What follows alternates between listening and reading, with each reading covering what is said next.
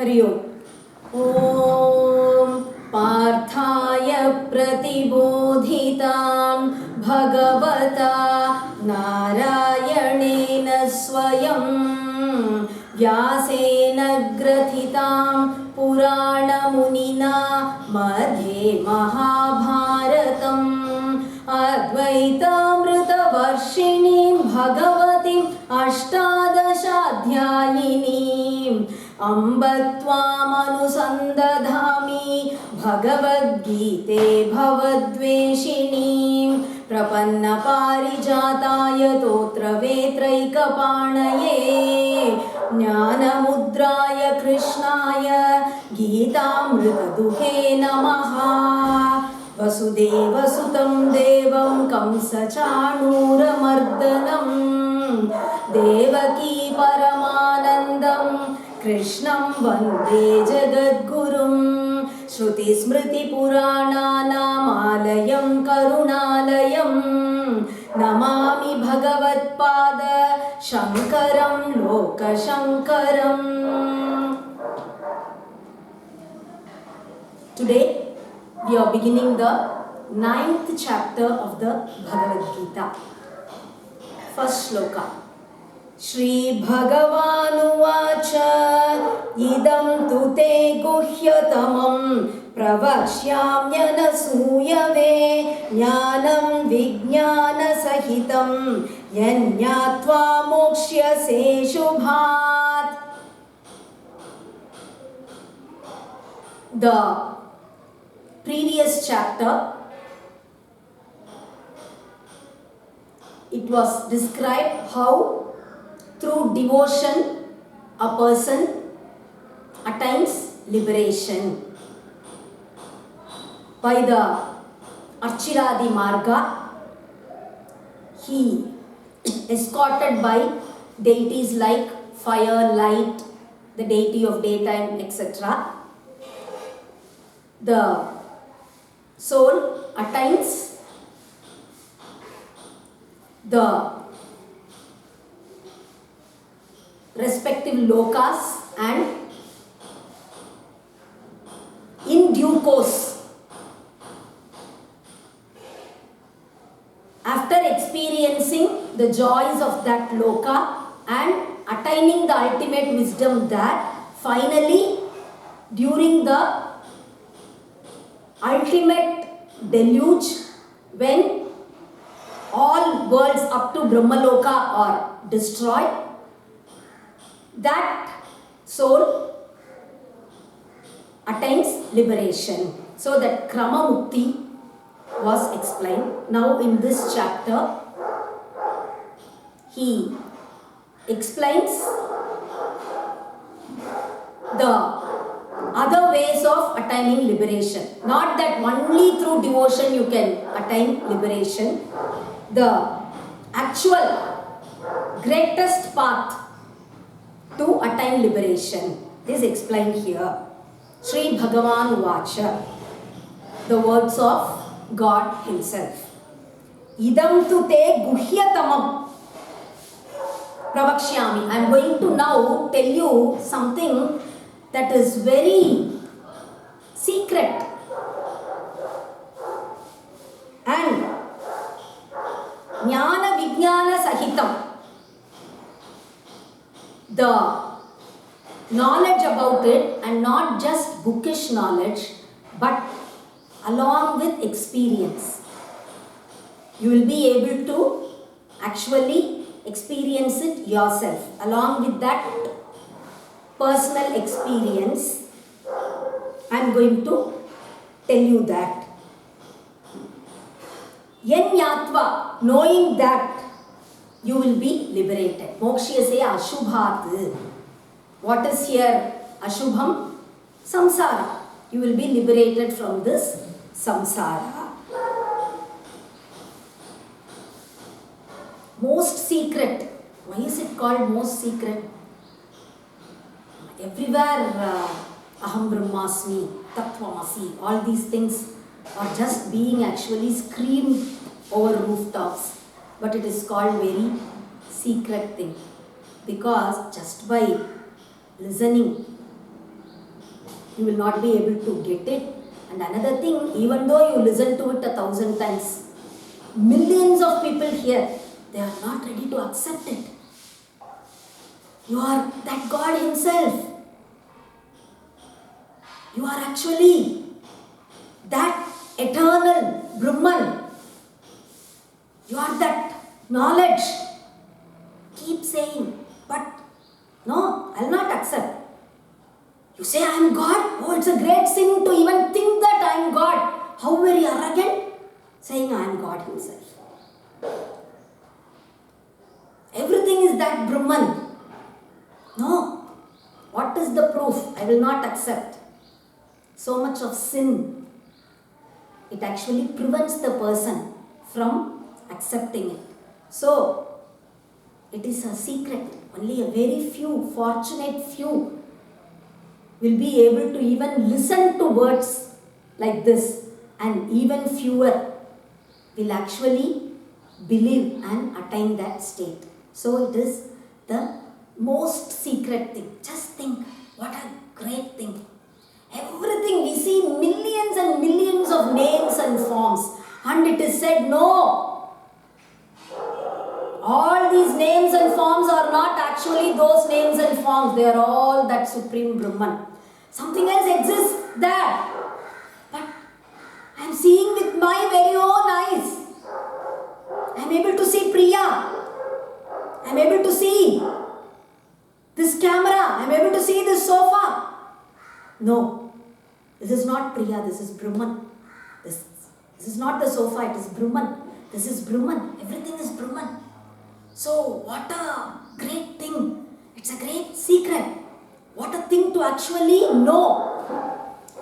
Raja Vidya Raja Guhyam Pavitram Idam Uttamam Pratyakshaavagamam Dharmyam Susukham Kartum Avyayam. Raja Vidya, whatever that I am going to teach you now, is the king of all studies. Raja Guhyam, and it is also the king of everything that is so secretive. It is also the king of all that is secret. Pavitram, it is so sacred. Because whatever that purifies a man, among all those, this is the best. In 1 second, it can just burn to ashes all karmas that we have accumulated over thousands and thousands of births. Everything, the total collection, the whole big mass of our karmas is burnt in 1 second when that wisdom is attained. Pratyakshaavagamam. And not that I am just saying something. You can realize it yourself. It is actually about you, who you are. So you can realize it yourself. Dharmyam. It is actually dharmic also. There are so many things which may give so many great things. But is it dharmic? This is dharmic also. So sukham. And not difficult. It can be practiced very easily and it can be attained very easily. So sukham, what is difficult in thinking that I am omnipotent? I am capable of everything. I am omniscient. I know everything. I am eternal. I will never die. I am God Himself. Yes, why not? Let's think like that. What is so difficult in that? And actually we all love to do that, right? Even the slightest greatness we have, some little talent we have, immediately with so much arrogance, there is nobody like me. It is the nature of man. Now, let us do that thing in matters spiritual. Instead of actually having some false vanity, let us actually have it regarding the ultimate truth. Not that you think you are God or you think you are omnipotent, you think you are omniscient. You are that actually. It is the naked truth. We are living in a lie, thinking that, oh, I'll die tomorrow. What will happen? I'm having this disease, that disease. Oh, I have to do this. How am I going to finish this? How am I going to accomplish? Oh, you are capable of everything. You are omnipotent. So, it is so sukham. It's a very happy, great thing to actually practice. Kartum so sukham. To practice, it is very joyous. Avyayam, and it is something which can never be lost. It can never be destroyed. Everything else, you actually put in so much effort to attain something, and finally, after a few years, that's all, it's gone. Whatever money you earn, it is spent. Whatever relationships you actually try so hard to nourish, they just develop problems. They no longer exist. Relationships no longer exist. And you, not just here in this world, whether it be Swarga or whether it be till Brahmaloka, whatever lokas you attain by performing so many punyas or so many other things we saw yesterday finally. Yajnas, charity, tapas, everything, whatever it be, finally, one day you lose them. Again, this very same birth, death. So, just ephemeral everything. But this, whatever you are going to attain, by what I am going to say, by that wisdom, that is eternal. It can never be lost. It's your greatest property. It's your very own. You can never lose it. Ashraddadhana purusha dharmasyasya parantapa aprapya mam nivartante mrityu samsara vartmani. And still ashraddadhana, even after hearing everything, they don't have faith. Such people, ashraddadhana purusha. And Shankara Bhashyam calls such people as sinners. Those who don't believe in this, they are actually sinners. And they actually follow the philosophy of the asuras. They always think, I am this body, and do everything to nourish this body, to make this body happy. So much greedy, so much greediness. They just run after so many things. Live that life. Not ready at all to turn towards this type of life. They don't believe it. You are all speaking nonsense, they say. Such people, they are sinners. Only because of so many sins they have committed in the past, they develop such an attitude. They are actually those who follow the philosophy of asuras, calls the commentary. Such people, they don't believe in this dharma. And aprapya mam, they don't attain me also. If you don't actually follow the path, then you can't attain, they don't attain me also. Mrityu samsara vartmani, they are actually on the path to samsara, to death. They are actually traveling towards death. They are traveling towards hell. They are actually will be born as birds, it is said. Maya tatamidam sarvam jagadavyakta murtina matstani sarva bhutani nachaham teshvavastitaha. And I actually pervade everything. This entire universe I pervade. Avyakta murtina, but I cannot be seen. Everything is Brahman. Where is that Brahman? I am not able to see it. I see only a tree. I see only so and so, this name, this form. I am not able to see the Brahman. No. Avyakta Murtina. It is not seen, but it is there. Matstani sarva bhutani. All living beings are in me. Why? Because any living being, it exists only if that Brahman exists. Any living being, it's able to do anything, any small act it is able to do only because that Atma Chaitanya is there inside. Otherwise it is nothing. If you say there is no Brahman, there is no Atma, then there is no you. You don't exist at all. So, the existence itself of all living beings is in me. Nachaham teshva avastitaha. But because I say, I as the Chaitanya is responsible for everything, don't think I am present in all living beings. No, I am not present in them. They are present in me.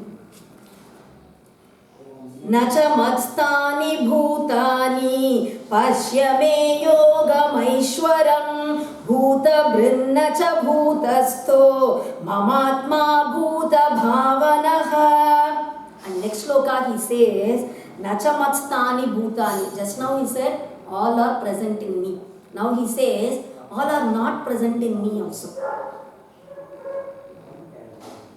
They are present, but still they are not present. I am in no way attached to them. Pashyame yogam aishwaram. Just look at my divine action, my divine mystery. Just look at it. Aishwaram. Ishwarasya idam aishwaram. That of God, that which belongs to God, that greatness, that power.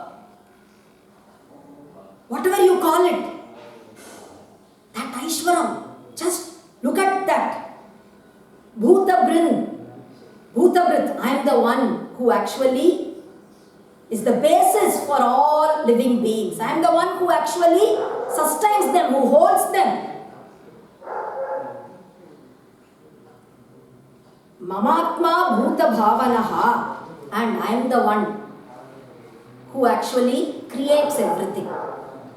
For the creation of all living beings, I am responsible. Bhuta Bhavanaha. Mama Atma. He says, and it is my Atma. What is it? Why does he say my Atma? Here, the Lord actually, like everybody else, he superimposes that ahankara upon himself. Atma is present everywhere. Now he actually separates his body and all other upadhis separately, calling it as him, and the Atma is separate in that body. Just like others, he says, Mamatma, my Atma, it is my Atma.